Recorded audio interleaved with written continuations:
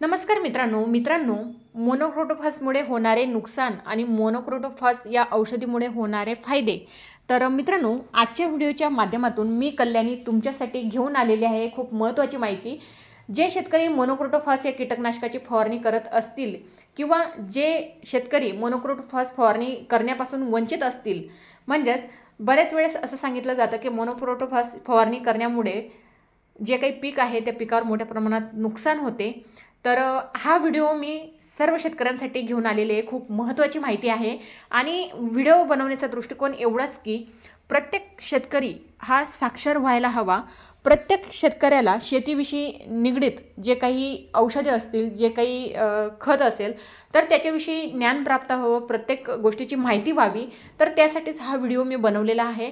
प्रत्येक शेतकरी साक्षर व्हावा आणि प्रत्येक शेतकऱ्याला चांगले किंवा वाईट म्हणजेच फायदे आणि नुकसान प्रत्येक शेतकऱ्याला माहीत व्हावे। तर मित्रांनो, व्हिडिओ जास्तीत जास्त गरजू शेतकऱ्यांपर्यंत शेअर करा आणि तुम्ही जर चॅनलवर नवीन असणार तर व्हिडिओला सुरुवात करण्या अगोदर अशाच महत्त्वाच्या माहितीसाठी चॅनलला सबस्क्राईब करून ठेवा आणि व्हिडिओ लाईक करायला विसरू नका। तर मित्रांनो, आजच्या माध्यमातून आपण जाणून घेऊया मोनोक्रोटोफासचे जे काही फायदे आहेत तर ते फायदे आणि मोनोक्रोटोफास फवारणी केल्यामुळे होणारे नुकसान। तर मोनोक्रोटोफॉस हे एक कीटकनाशक आहे जे पिकांमधील कीटकांवर नियंत्रण ठेवण्यासाठी वापरले जाते। हे कीटकांच्या मज्जासंस्थेवर परिणाम करते आणि त्यांना नष्ट करते। हे एक प्रभावी आणि जलद काम करणारे कीटकनाशक आहे जे विविध प्रकारच्या पिकांमध्ये वापरले जाते। तर मित्रांनो, मोनोक्रोटोफॉसचे जर आपण फायदे बघितले तर व्यापक स्पेक्ट्रम नियंत्रण म्हणजेच मोनोक्रोटोफॉस अनेक प्रकारच्या कीटकांवर नियंत्रण ठेवते, जसे की मावा असेल, तुडतुडे असेल, बोंडअळी असेल, मिलीबग असेल आणि इतर जे काही कीटक आहे तर याच्यावर प्रभावीपणे काम करते, म्हणजे ते नियंत्रणात आणते, म्हणजेच नष्ट करते। तर मित्रांनो, जर याचा आपण परिणाम बघितला मोनोक्रोटोफॉसचा तर कीटकांवर त्वरित परिणाम करते, ज्यामुळे पिकांचे होणारे नुकसान आहे ते कमी होते आणि दीर्घकाळ संरक्षण म्हणजेच मोनोक्रोटोफॉस पिकांमध्ये काही काळ टिकून राहते, ज्यामुळे किडींपासून दीर्घकाळ संरक्षण होते। तर मित्रांनो, मोनोक्रोटोफॉस जर तुम्ही फवारणी केली तर ते दीर्घकाळ पिकांमध्ये टिकून राहते आणि जे काही नवीन होणारे किडी आहे, रोग आहे, तर त्याच्यापासून ते पिकाचं संरक्षण करते। तसेच त्याचे जे काही उपयोग आहे आपण पाण्यात मिसळून फवारणीद्वारे म्हणजेच करतो। आणि मित्रांनो, मोनोक्रोटोफॉसचा जर खर्च आपण बघायला जर गेलं तर मोनोक्रोटोफॉस इतर कीटकनाशकांच्या तुलनेत स्वस्त आहे। तुम्हाला 600 ते 750 रुपये लिटर प्रमाणे म्हणजे मार्केटमध्ये हे अवेलेबल होऊन जातं। तसंच मित्रांनो, याचा उपयोग आपण कोणत्या पिकांवर करू शकतो, जसं काही ऊस असेल, कापूस असेल, इतर पिकांमध्ये मोनोक्रोटोफॉसचा आपण वापर करू शकतो, म्हणजे पिकांमधील किडींवर नियंत्रण ठेवण्यासाठी याचा वापर आपण करतो। तसंच फळबागांमध्ये मोनोक्रोटोफॉसचा उपयोग फळमाशी, तुडतुडे आणि इतर किडीवर नियंत्रण ठेवण्यासाठी देखील केला जातो। तसेच भाजीपाला पिकांमध्ये जर याचा वापर आपण बघितलं तर भाजीपाला पिकांमध्ये किडीवर नियंत्रण ठेवण्यासाठी याचा वापर केला जातो, पण काही भाजीपाला पिकांमध्ये याची शिफारस म्हणजे केली जात नाही, म्हणजेच काही भाजीपाला पीक असे आहे त्याच्यावर याची रेकमेंड केली नाही जात। तर मित्रांनो, हे आहेत याचे फायदे। तर मित्रांनो, चांगल्या प्रकारचं हे एक कीटकनाशक आहे, म्हणजे जे शेतकरी याचा वापर करतात त्यांच्या तुलनेत हे कीटकनाशक खूप प्रभावीपणे जलद गतीने काम करणार आहे आणि सर्व किडींवर नियंत्रण ठेवणारे कीटकनाशक आहे।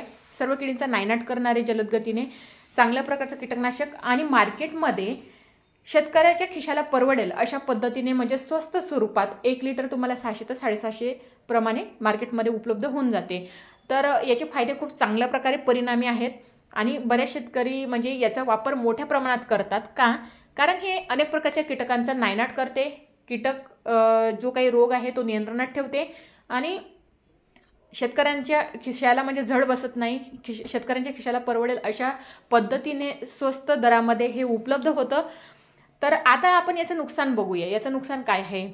तर बऱ्याच वेळेस कृषी केंद्रवाले जे काही मार्केटवाले असतात ते सांगतात की मोनोक्रोटोफॉस जर वापरलं तर याचे नुकसान होते, म्हणजेच हे वापरल्यामुळे रोग हा लवकर येतो पिकावर।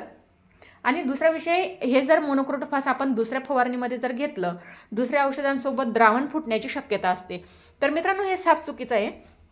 म्हणजेच काय, हे दुकानवाले काय करतात, शेतकऱ्यांची दिशाभूल करण्याचं काम करतात। आणि हे कशासाठी होतं, विशेष म्हणजे आता बऱ्याच वर्षापासून लाखो शेतकरी मोनोक्रोटोफॉसचा वापर करत आहे। मोनोक्रोटोफॉस म्हणजे 36% SL हे आपण मोनोसिल म्हणून पण ओळखले जाते, तसंच फॉस्किल म्हणून पण याला ओळखलं जातं. तर हे कीटकनाशक एवढं प्रभावीपणे काम करतं आणि याला मार्केटला चांगल्या प्रकारे डिमांड आहे आणि शिवाय स्वस्त स्वरूपात आहे, चांगल्या प्रकारे सर्व किडींवर काम करणारे आहे, नायनाट करणारे आहे. तर याला मार्केटला मोठ्या प्रमाणात डिमांड असल्यामुळे आणि ते स्वस्त असल्यामुळे तर जो काही शेतकऱ्यांचा कल आहे, म्हणजे जो काही शेतकऱ्यांचं जे काही डायरेक्शन आहे, जे काही डायव्हर्नेशन आहे, तर ते सर्व काही शेतकऱ्यांचा जो काही कल आहे तो मोनोक्रोटोफॉसकडे जास्त आहे. म्हणजे जास्तीत जास्त शेतकरी 99% शेतकरी मोनोक्रोटोफॉस म्हणजे फॉस्किलकडे मोनोसिलकडे आकर्षित होतात. त्याच्यामुळे हे दुकानदार त्यांच्या इतर महाग फवारणी खपवण्यासाठी, सेल करण्यासाठी मोनोक्रोटोफॉसमुळे द्रावण फुटते किंवा त्याच्यामुळे पिकांवर नुकसान होते असं काही काही म्हणजे वेगवेगळ्या स्वरूपात म्हणजे अफवा पसरवतात आणि त्यामुळे म्हणजे दुसरी औषधी विक्री व्हावी त्याच्यामुळे मोनोसिल घेऊ नका किंवा मोनोक्रोटोफॉस घेऊ नका असे दुकानदारांना सांगून म्हणजे फसवणूक करतात आणि त्यांची जी काही महाग औषधी आहे तर ती शेतकऱ्यांच्या हातात देऊन देतात. तर अशा पद्धतीची फसवणूक होते.